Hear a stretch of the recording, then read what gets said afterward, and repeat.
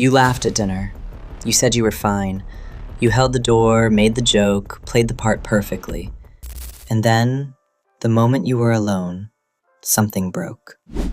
If you know exactly what that feeling is, this video was made for you. There is a specific kind of person in this world. They are not dramatic. They are not weak. In fact, most people around them would describe them as the calm one, the funny one, the one who always seems to have it together.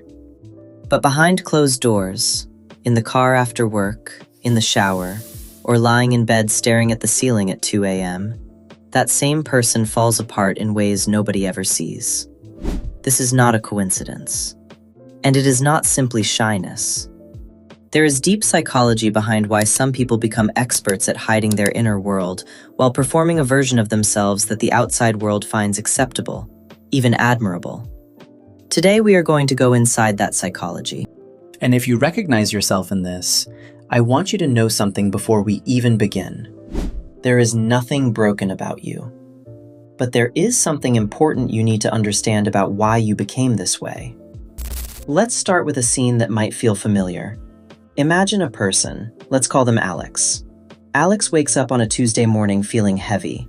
Not sick, not tired exactly, just heavy. Like something invisible is pressing down on their chest.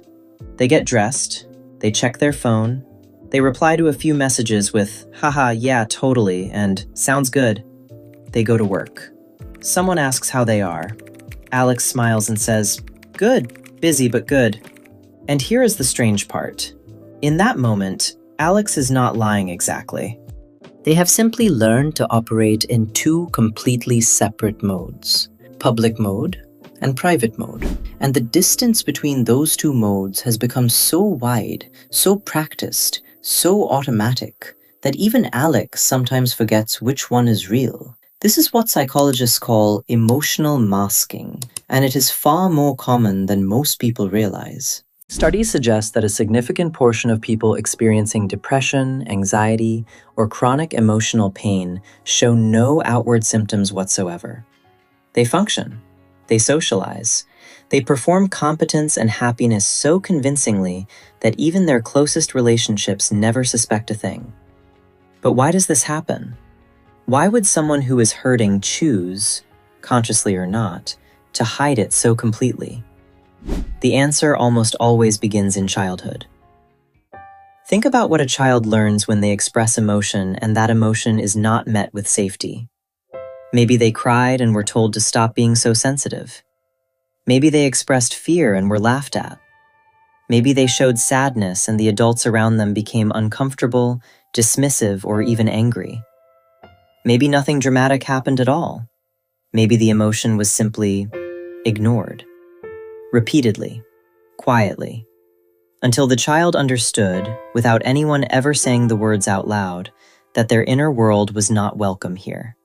So they adapted, because children always adapt. It is what they do to survive. They learned to perform okayness. They learned that a smile was armor, that humor deflected questions, that appearing fine kept things calm, kept people close, kept them safe from the discomfort of being too much. And here is where it gets important. That strategy, the one they developed at 6 or 8 or 12 years old, it worked. It genuinely worked. People responded better. Adults were more comfortable. Friends stayed. The problem is that the strategy never got updated. The child grew up, but the coping mechanism stayed exactly the same age. There is a concept in psychology called the smiling depression. It describes people who, by all external measures, appear to be functioning well, sometimes even thriving, while internally they are carrying a weight that has no name in polite conversation. What makes smiling depression particularly dangerous is precisely what makes it invisible. These individuals are often high-functioning. They meet deadlines. They show up for others. They are described as strong, reliable, low-maintenance. The very traits that the world rewards them for are the same traits that prevent anyone from ever asking if they are okay. And after years of being rewarded for performing wellness, something even more painful happens. They begin to feel that their real self, the one who is not okay, is somehow illegitimate, embarrassing, too much. They feel they have no right to fall apart because they have spent so long convincing everyone, including themselves, that they are fine. Here is a real-life pattern that comes up again and again.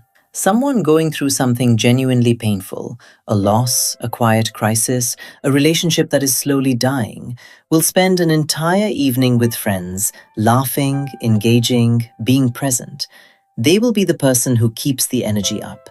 They might even be the one making everyone else feel better. They go home, the door closes, and the performance ends. And in that silence, something cracks open. Not because the pain got worse, but because the effort of holding it all together finally ran out. This is what nobody talks about. It is not just the pain itself that is exhausting. It is the labor of hiding it, the constant monitoring, the careful calibration of how much to show and how much to suppress. That is an enormous amount of cognitive and emotional energy spent every single day, energy that quietly drains everything else. There is another layer here that most people never consider, and this is the twist. Many people who cry alone but smile in public are not hiding because they want to deceive anyone. They are hiding because somewhere along the way, they internalized a belief that their pain is a burden, that sharing it would damage their relationships, that the people who love them love the version of them that is fine, and they are terrified of losing that love by showing the version that is not. So the mask is not vanity. It is not manipulation. It is, at its core, a very deep and very painful form of love, a misguided attempt to protect others from themselves.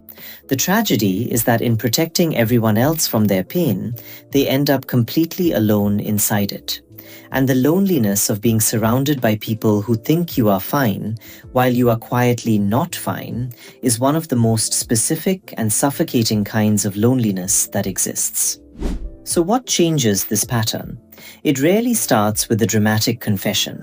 It rarely starts with someone finally breaking down in public and being caught. Most of the time, it starts with something much smaller and much more difficult. It starts with one moment of chosen honesty. One sentence that does not perform okayness. One text message that says, "Actually, I'm not doing great," instead of the automatic, "I'm fine." One conversation where the mask slips, not by accident, but by decision. And what most people who take that step discover, often to their own shock, is that the people who truly love them do not run. They stay. They lean in. They say, "I had no idea. I'm glad you told me." Because the version of you that is struggling is still you. It is actually more you than the performance has ever been. If you are someone who recognizes this pattern in yourself, I want to leave you with this. The mask you built was not a mistake. It was intelligent. It was adaptive. It kept you safe when safety was hard to find. You do not need to be ashamed of it, but you are allowed to take it off now. Not all at once, not for everyone, but for someone. In some moment, just slightly. You are allowed to be a person who is not always okay. That is not weakness. That is the most honest and courageous thing a human being can do. You do not have to cry alone forever.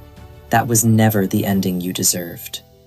If this video describes something you have felt but never had words for, share it with someone who needs to hear it.